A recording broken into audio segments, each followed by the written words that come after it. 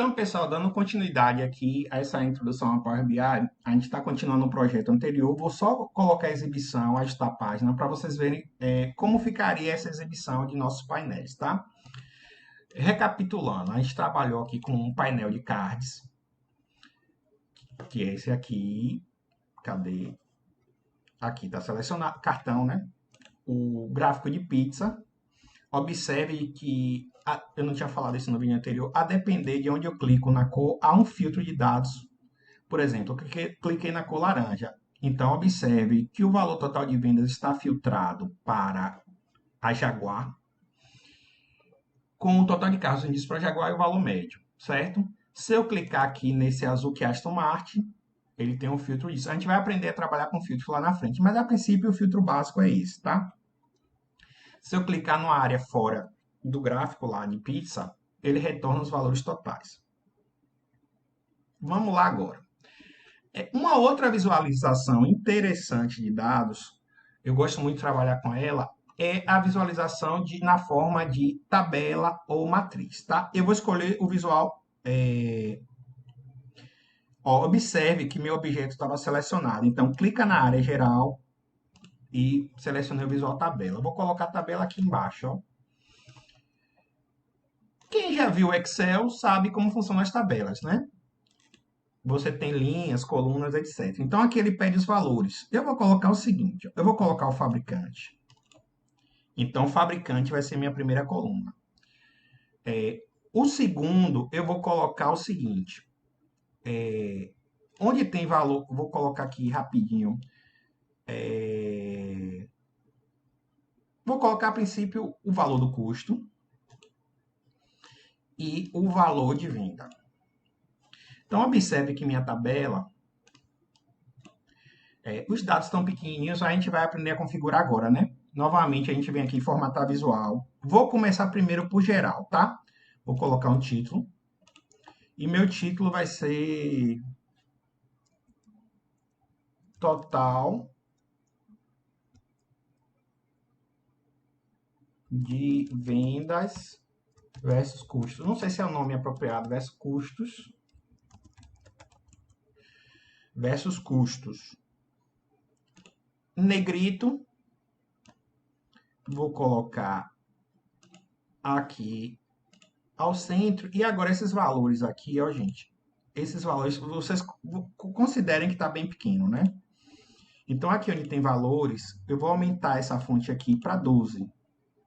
Certo? Gente, observe, apenas relembrando que fosse o tamanho real, ou como esses dados estariam apresentados, tá bom? Tranquilo? Bom, eu vou ensinar um recurso novo para vocês agora, que é o seguinte, que é uma coluna calculada, certo? Então, assim, gente, essa conta não é a conta exata, porque para a gente definir qual foi o lucro da venda desses carros, a gente tem que fazer uma conta que é o valor do custo, mais o valor da entrega e o valor da mão de obra, certo? Para a gente saber o lucro efetivo, tá? Então, assim, já vou ensinar a primeira coisa aqui para vocês, que é como criar uma coluna calculada. Eu venho aqui, ó, botão direito, nova coluna. E ele vai me perguntar o seguinte, ó. Vamos esperar que ele abra aqui. Ele diz o seguinte, você quer calcular essa coluna usando que critério? Eu vou fazer uma fórmula aqui bem simples. Eu estou ignorando ali o custo da mão de obra, e estou ignorando ali o custo do envio, e estou ignorando o custo do desconto, tá? Para simplificar aqui no vídeo. Então, eu vou chegar aqui, ó. Minha tabela é venda carros, né? Opa, peraí. Lucro, vou chamar de lucro estimado,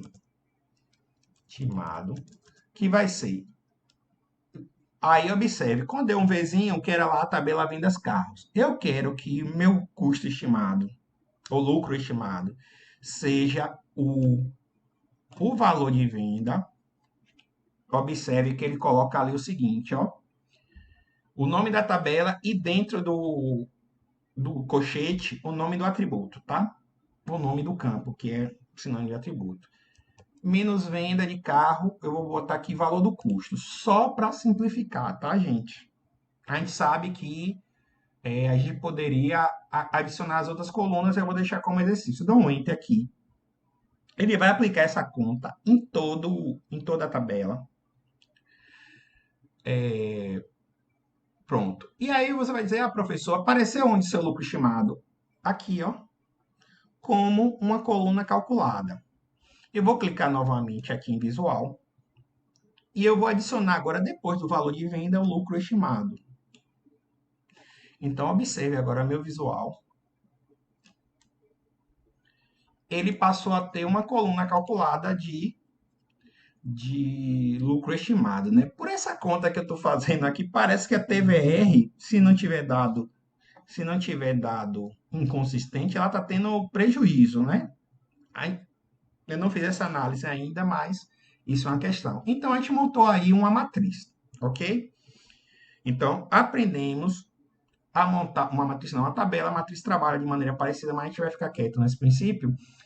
E, dando continuidade aqui, gente, eu vou apresentar mais um visual. Eu vou só mexer aqui na exibição aqui, colocar, ajustar a página. Depois eu dou um zoom quando o visual estiver pronto, tá? Eu quero mostrar o visual aqui, que é o seguinte. Gráfico de linha. Gráfico de área é semelhante, mas eu vou trabalhar com gráfico de linha, tá? Cliquei aqui em gráfico de linha. Vou colocar ele num tamanho razoável. E ele pergunta aqui, o que é que eu quero colocar no meu eixo? Gente, eu agora quero saber a data da venda, tá? Observe que data, ele tem uma hierarquia de dados. Clicar aqui para vocês verem, que é ano, trimestre, mês e dia. Você pode desmarcar por ano trimestre, tá? Você pode desmarcar trimestre, observe que desapareceu aqui. O que é que eu quero colocar na legenda, o que eu quero colocar em valores? Gente, eu quero no dia somente o valor de venda, a soma da venda do dia, tá? Então, observe, e aí eu vou já configurar novamente lá o título. Eu não vou mexer nos eixos a princípio, mas eu vou, por exemplo, chegar agora aqui em título. Eu vou colocar aqui, ó, total, vou botar assim, valor total vendido no tempo, tá? Eu estou dizendo tempo porque eu estou usando uma unidade de medida que é tempo, né? Eu vou aumentar um pouquinho, eu tinha colocado 15 nos outros visuais, negrito, né? Acho que teve um... o visual aqui, ó, eu não tinha colocado negrito no visual de venda de carros. Beleza, voltei aqui. O valor de venda, ele está em unidade ali de milhão, né? MI de milhão. Deixa eu aumentar aqui, ó. Aí, colocar o tamanho real para que vocês possam visualizar melhor aí no vídeo. Aí vamos lá. A gente vai aprender um recurso interessante que ele tem aqui no gráfico. Não sei, eu vou colocar um... Eu vou fazer o seguinte, eu vou clicar aqui nesse gráfico e vou colocar um fundo. Eu vou colocar um plano de fundo que eu acho que vai ajudar a visualizar. Eu não quero uma área, não. Mas tudo bem. Vou colocar aqui, vou marcar a opção rótulo de dados. Observe que nesses eixos aqui de inclinação ele colocou o valor vendido.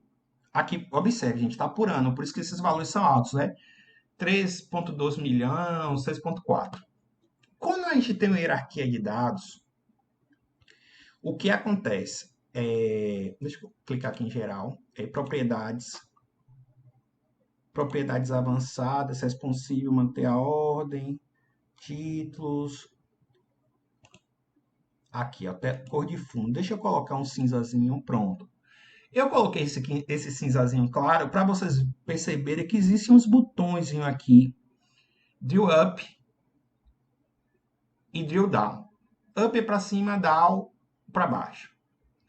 É um tipo de filtro, mas na escala de datas. Por exemplo, se eu clicar agora aqui, eu habilitei. Observe que na maior escala aqui está por ano. Se eu clicar duas setinhas para baixo, ele mudou para mês. Tá vendo?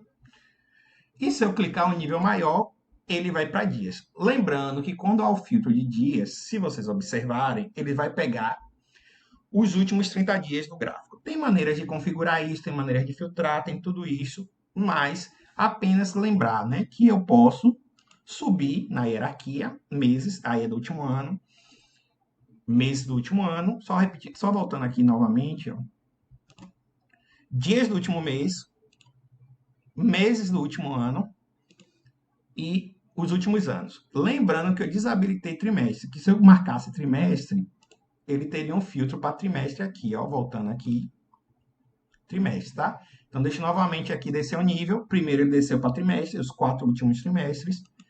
Depois, os 12 últimos meses. Depois, os 30 últimos dias, tá? É um recurso interessante. A gente vai explorar com mais calma lá na frente, mas é um visual a se considerar, tá?